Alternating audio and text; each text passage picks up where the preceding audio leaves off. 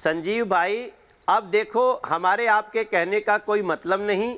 आज कोर्ट में कहा गया अरविंद केजरीवाल सहयोग नहीं कर रहे हैं, अरविंद केजरीवाल जी मिसलीड कर रहे हैं।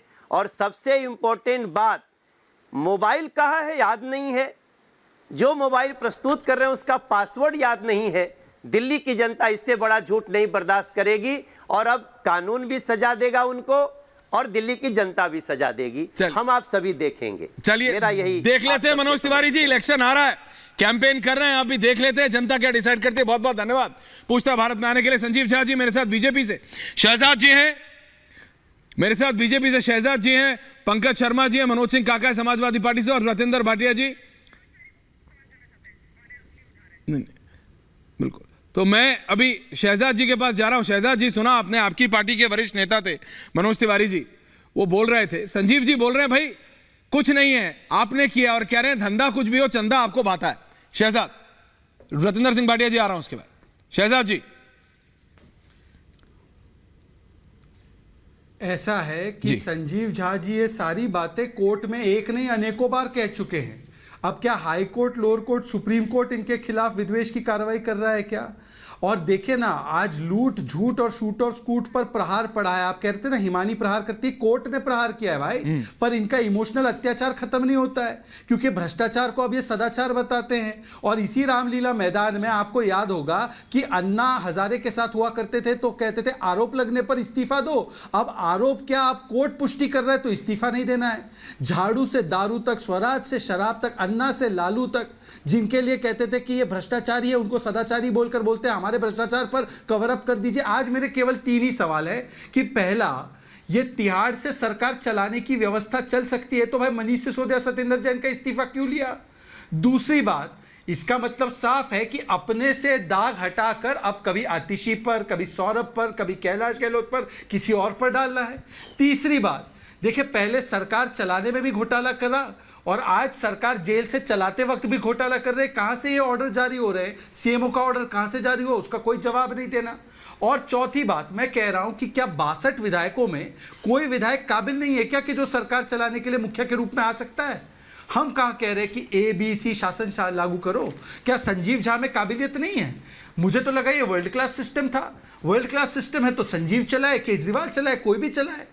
अरे भाई, केजरीवाल जी का इस्तीफा क्यों नहीं होगा? ये तो खुद कहते थे ना आरोप लगने पर इस्तीफा हो। और सिसोदिया जी का इस्तीफा क्यों ले लिया फिर? सत्येंद्र जैन का इस्तीफा क्यों ले लिया फिर?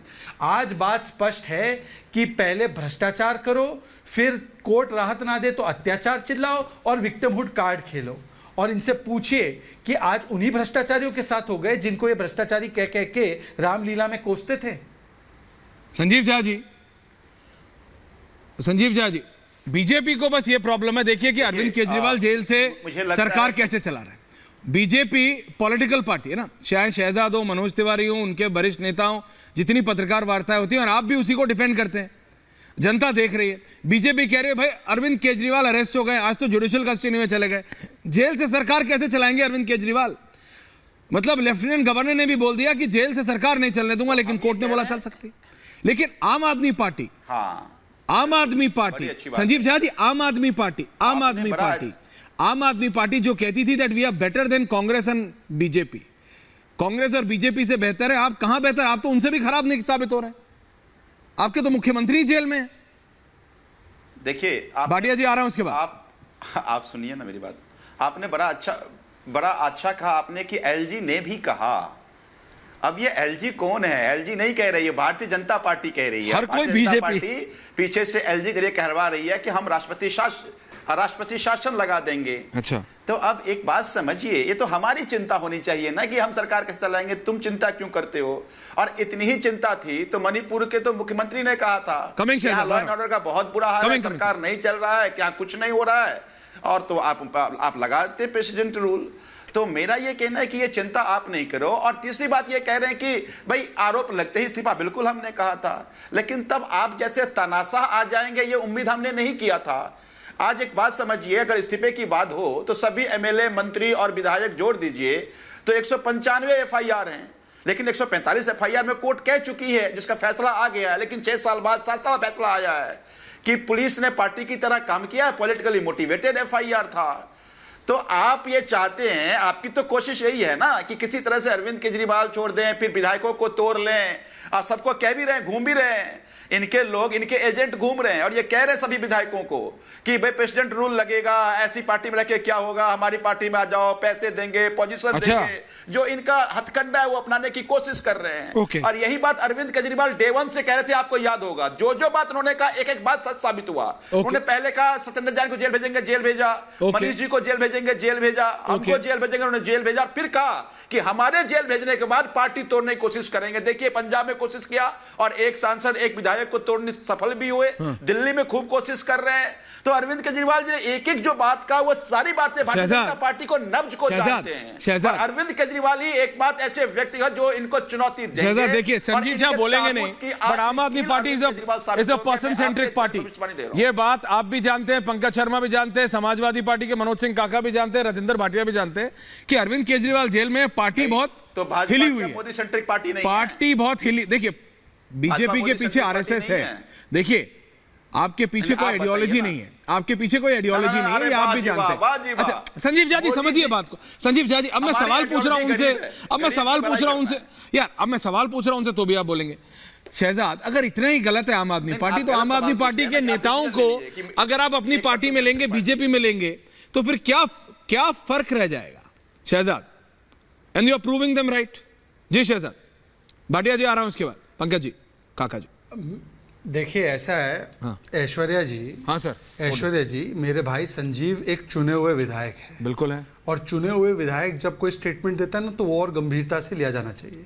आपको याद है आप ही के शो पे लगभग 1.5 साल पहले एक और चुने हुए विधायक ने कहा था कि 800 करोड़ का बंदोबस्त भाजपा ने किया है आम आदमी पार्टी तोड़ने के लिए। ऑडियो टेप हमारे पास है, हम सही समय पर जमा कर देंगे और दिखा देंगे जी। मैं आज कह रहा हूं ऐश्वर्या जी, बाकी डिबेट को रोक लीजिए, ये ऑडियो टेप संजीव झा के पास जरूर होगा, इसको प्ले करके भाजपा को तुरंत एक्सपोज करवा ही दीजिए।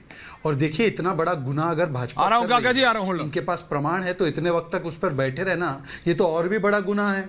तो मैं इसलिए कह रहा हूं ऐश्वर्या जी, अभी डिबेट को स्थगित करवा के वो ऑडियो टेप तुरंत मंगवा के इसको प्ले कर दीजिए और भाजपा के मुंह पर, मेरे मुंह पर एक करारा तमाचा मारिए। दूसरी बात, मैं क्योंकि छोटा मोटा राष्ट्रीय प्रवक्ता हूं पार्टी का, तो मेरे लिप्स को रीड कीजिए ऐश्वर्या जी, हम तो कहीं राष्ट्रपति शासन का र भी नहीं बोले हैं भाई। आपके 62-63 एमएलए, अरविंद केजरीवाल के बदले कोई और विधायक बनेगा, सरकार तो आपकी होगी, कहां राष्ट्रपति शासन का विषय निर्माण होता है। पर आप पर्सन सेंट्रिक नहीं फैमिली सेंट्रिक कैसे बन रहे हैं कि जो इनकी धर्मपत्नी है, एक व्हाट्सएप कैंपेन पार्टी का जारी करना है, वो भी वो आकर कर रही है जो सदस्य नहीं है पार्टी की, और फिर तुरंत 6 घंटे के बाद ऐसे ऐसे आशीर्वाद मिले कि वो व्हाट्सएप कैंपेन ही बंद कर दिया। मैं तो कह रहा हूं बाकी सब छोड़ दीजिए। संजय निरुपम कह रहे इस्तीफा दो, वो कह रहे पाब्लो एस्कोबार की तरह मत चलाओ सरकार। संजय निरुपम हम में है क्या, हमारे साथ है क्या? ये पंकज शर्मा जी को पूछ लीजिए, वो अच्छे घनिष्ठ वरिष्ठ पत्रकार है, सबको ले आइए तो वो पूछे, बताएंगे कि संजय निरुपम कहां है। उन्होंने कहा कि इस्तीफा दो। ओके, पंकज जी, मनोज सिंह काका जी, राजेंद्र भाटिया, इस्तीफा दो तो तब गलत थे या आज गलत है? ओके।